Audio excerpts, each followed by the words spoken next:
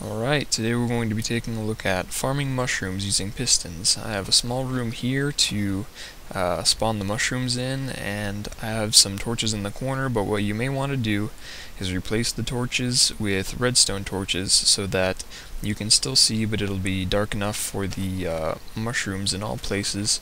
Or you can keep some torches about 2 to 3 spaces away, or you can line your ceilings with glowstone that is just a few away from the mushrooms so that they can still spawn, but you won't have mobs spawning. However, if that's not a problem, I would just suggest using redstone torches to be safe and provide the least amount of light, really. And one thing you may want to do as well is have a light-proof door if you have a small area, and it's basically a just really quick setup. I have a lever, and I have a bit of redstone at the bottom, and then I have 2 sticky pistons that are pushing and pulling 2 solid blocks that are lightproof. If you don't have any redstone, you can use 2 levers instead. However, I assume you're going to have redstone if you already have pistons.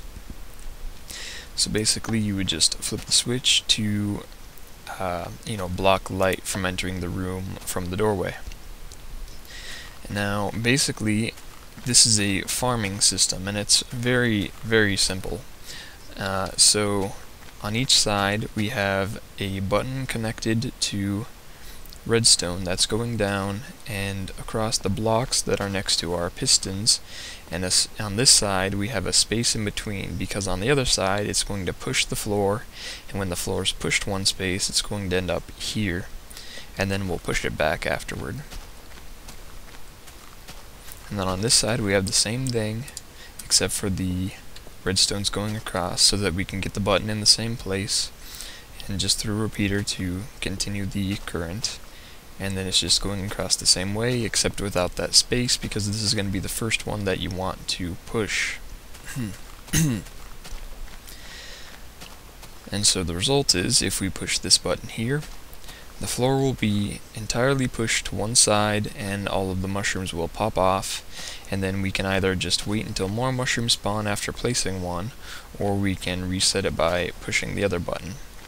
So if we push this button, we can see that all our mushrooms have popped off, and we can collect them and then just place our one back in the center, which is usually, if you have light in a specific pattern, it's usually pretty easy to find the center. But if not, you can just replace the center with another block to make it easier to see. And that one's fairly straightforward.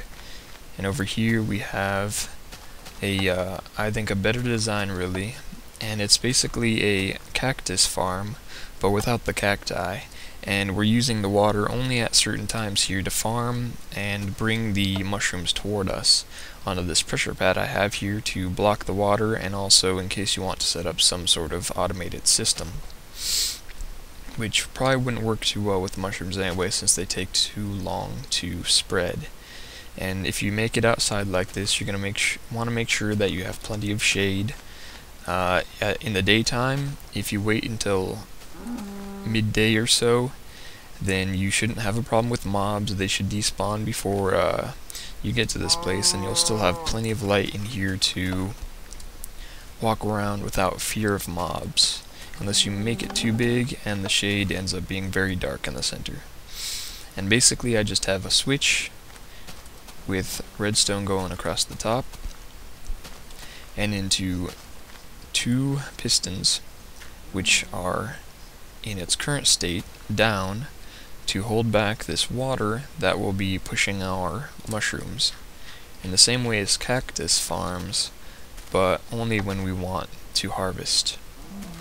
Then when we flip the switch up, the pistons go up, and then we can collect our mushrooms at the pressure pad and then flip it back down. Of course, you can just use a button and use the saved on and off system thing and have it on a really long delay instead of using a switch. That would probably be a better idea, but for simplicity and cheap design, the switch is pretty nice. Then you would just collect and place your mushroom in the center. Now, if you don't want to have to place your mushroom in the center again, there is something you can do about it. And what you can do is basically put a sign down on a block and put your mushroom underneath the sign, and the result is that your mushrooms will grow on top of the block surrounding it, but whenever the water flows in, it won't be able to get to the mushroom because there's already a sign above it preventing any water flow into this hole. And so you won't have to reset it every time. However, there's a drawback, and that is the speed, because they won't grow nearly as fast from the bottom, I think. It's probably similar to grass. If it's anything similar to grass, it will grow slower up slopes, because grass does grow slower up slopes. So if that's the case, I've noticed over in my first test site, which was built at the same time as that one, I have a lot of mushrooms, and I only have 2 growing over here. Of course, that may have something to do with the light, but I don't know. So it's up to you, but I would just suggest using a small thing like over here and just replace it. It doesn't take very long. So that should be about it. I'll have another one fairly soon. See you next time.